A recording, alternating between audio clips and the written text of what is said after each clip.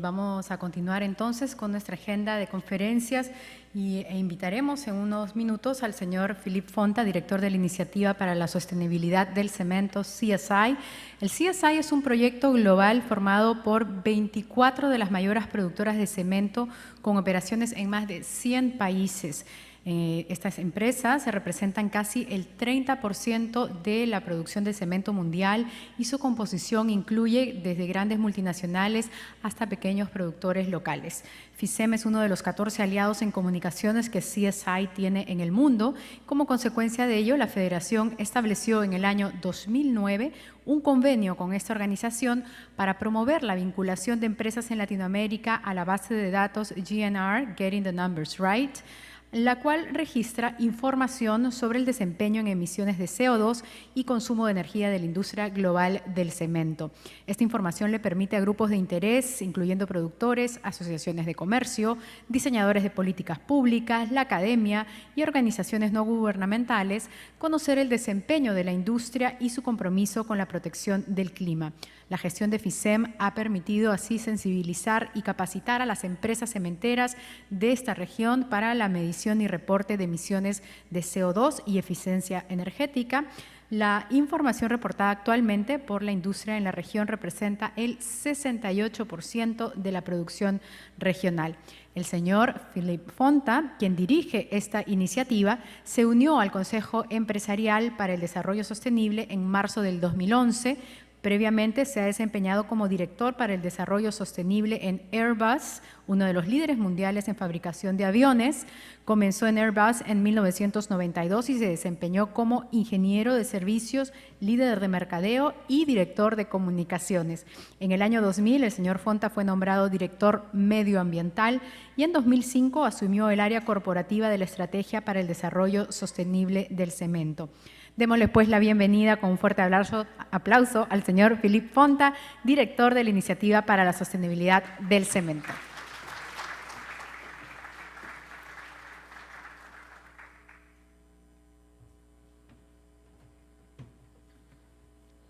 Buenas tardes, señoras y señoras. Es un real placer de estar con ustedes aquí en Lima para este Congreso Técnico.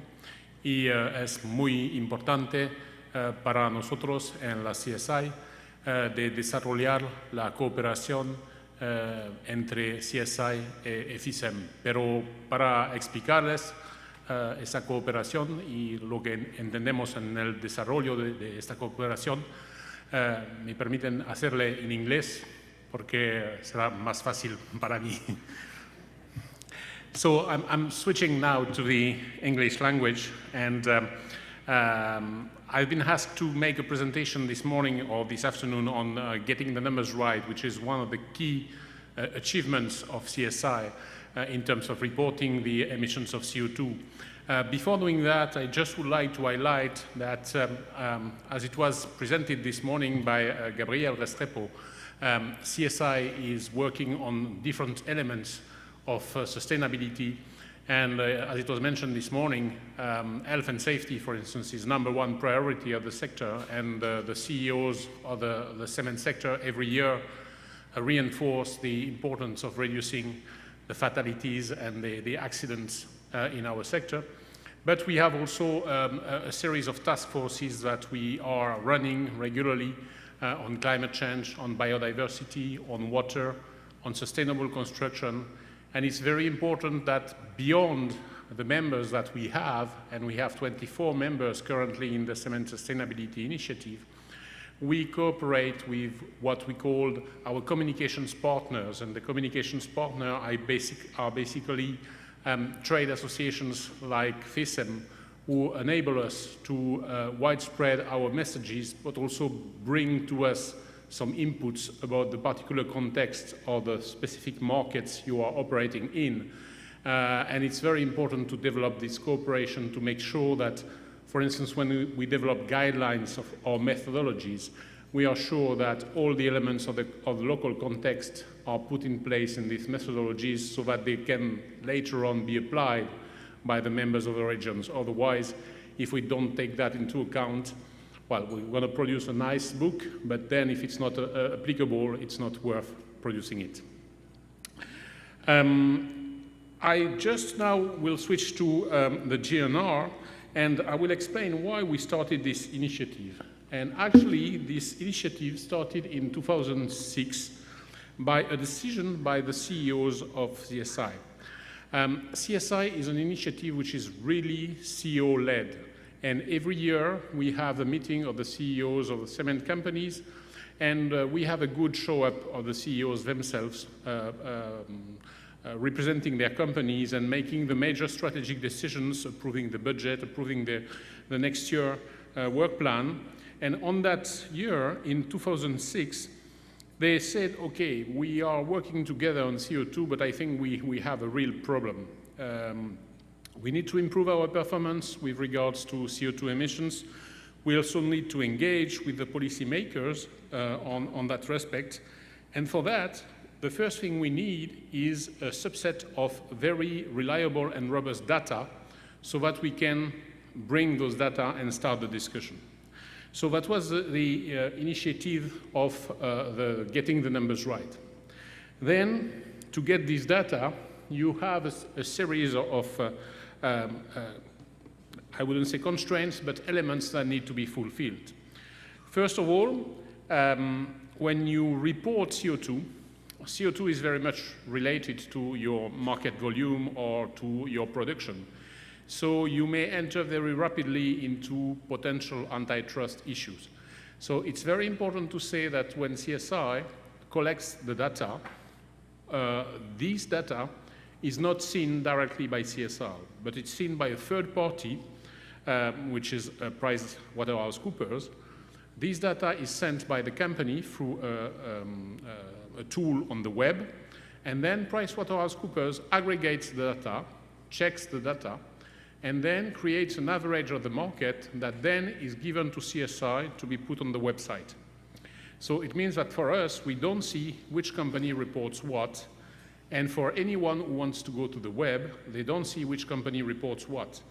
Each company who reports has obviously the possibility to see its own data, but then they can compare it to the average and not to any other competitor. That's very important.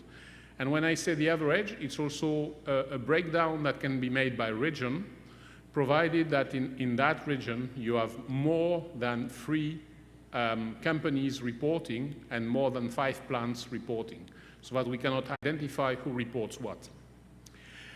What we ask is for our members to report, but what we are doing as well, we don't have, and we will see later on in the following slides, about the coverage, we don't have only our members reporting. Through the trade associations, and particularly through FISEM, we have some companies who are not part of CSI, but report their CO2 emissions, because it's very important for companies to report as a tool to drive improvements in terms of CO2 reduction. So today, we have data, and we ask companies to provide a snapshot of what was their CO2 emissions in 1990, in 2000, and then each year from 2005 to 2011, which is the latest year, which is reported in the GNR. Why is it the latest year?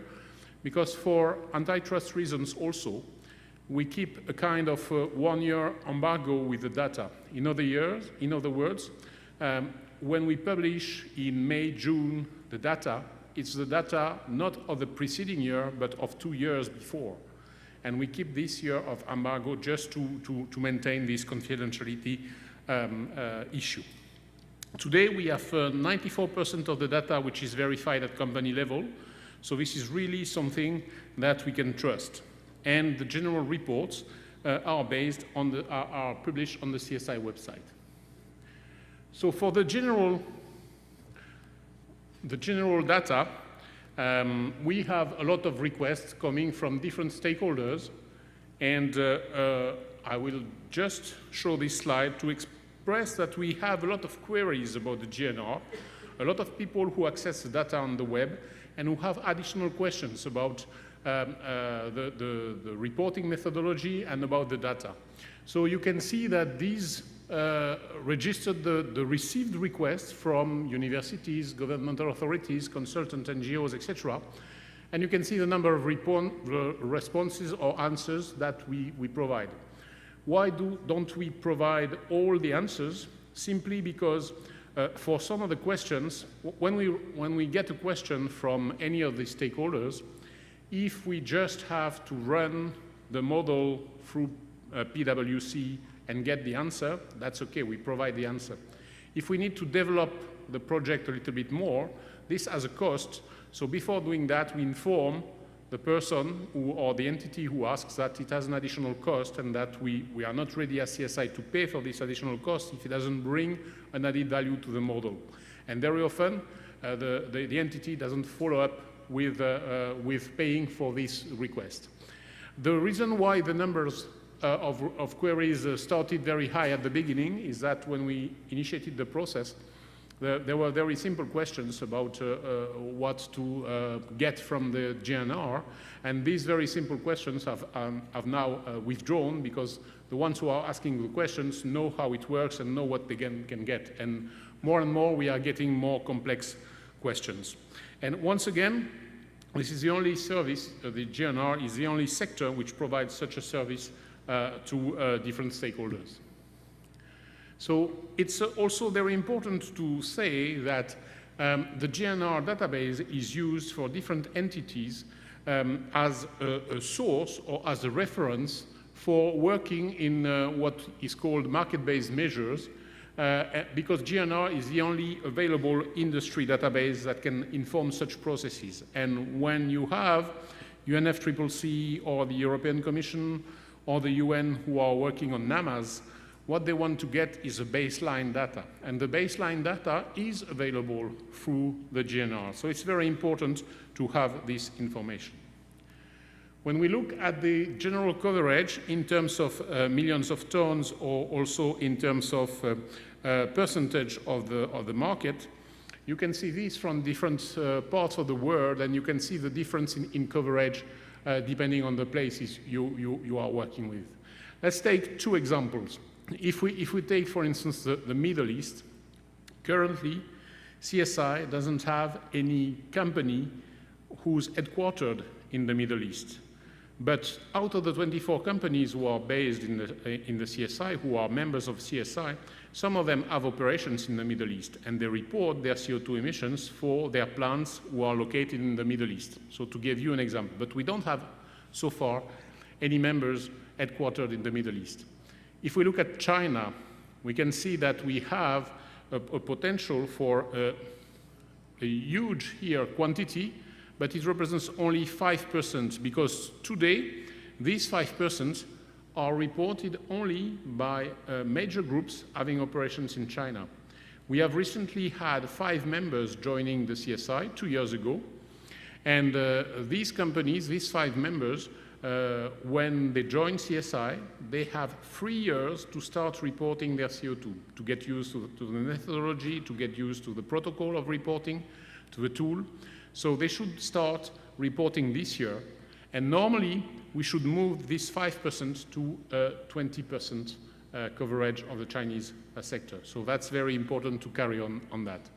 When we look at our region here, and when we look at Brazil, Central America, and South America, we can see that the coverage is quite good.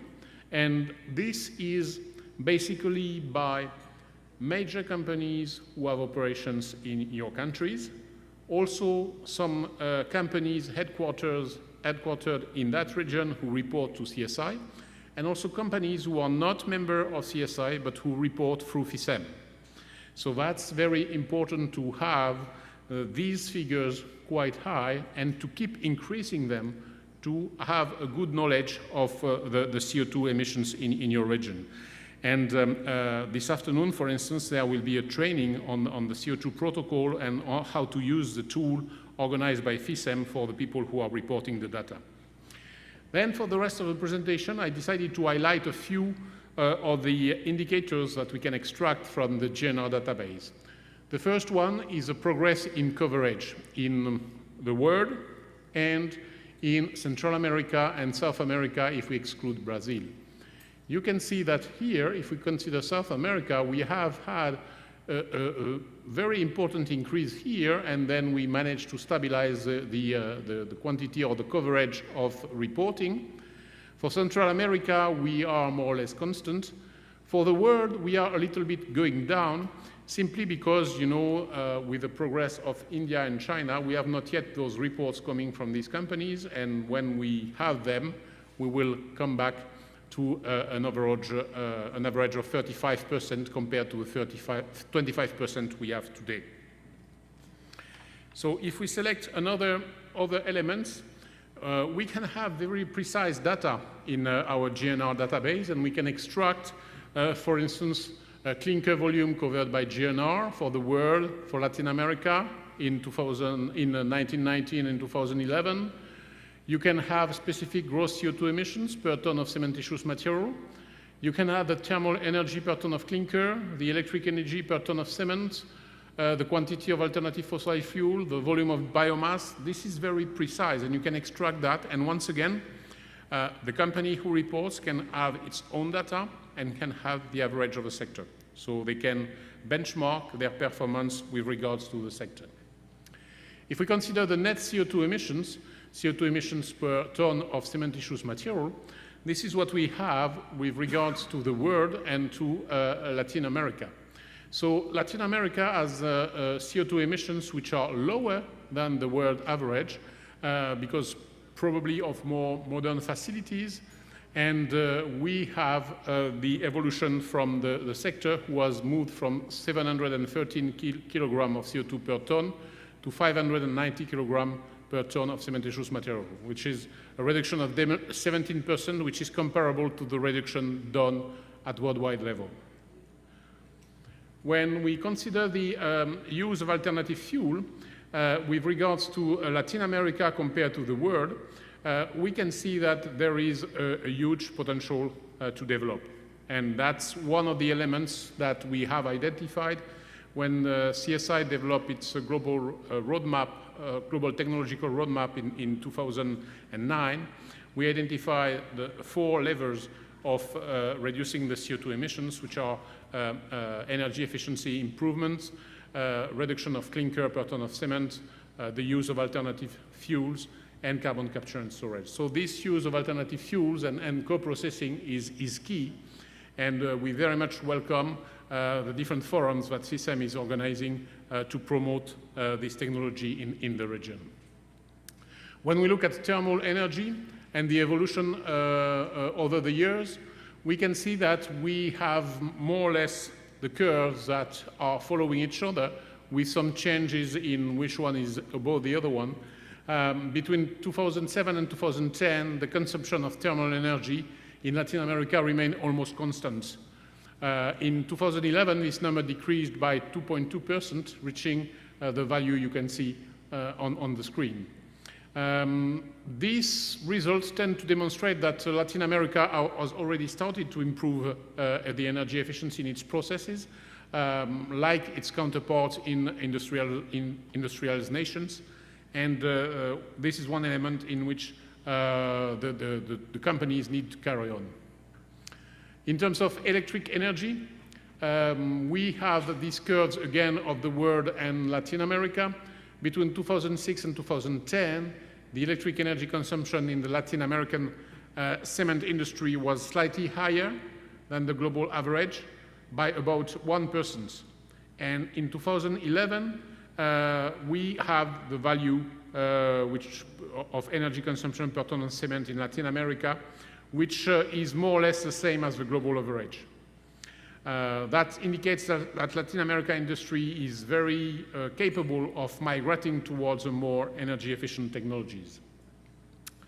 And finally, as a summary, GNR is a very important database, not for the sake of reporting and having the data available to discuss with governments, with NGOs, or with other stakeholders.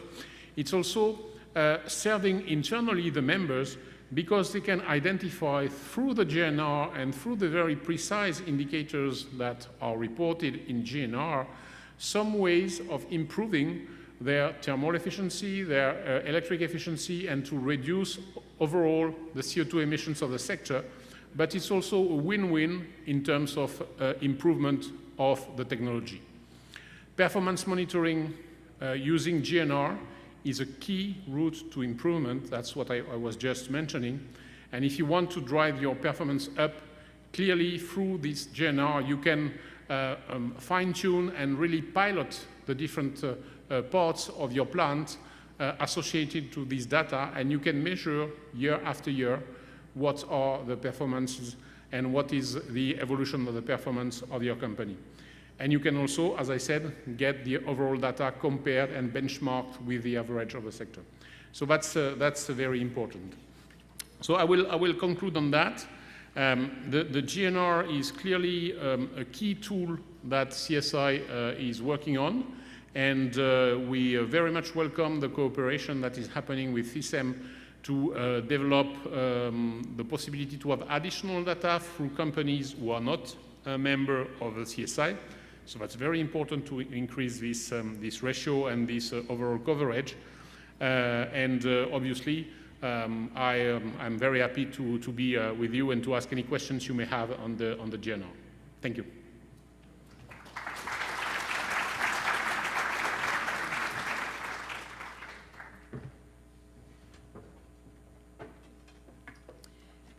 Thank you very much. Tenemos unos minutos para preguntas. Si es que alguien se anima, ya que esta presentación ha sido un poco más corta, nos queda un poco de tiempo. Si alguien quiere hacer alguna pregunta en el público, o las dejamos para later.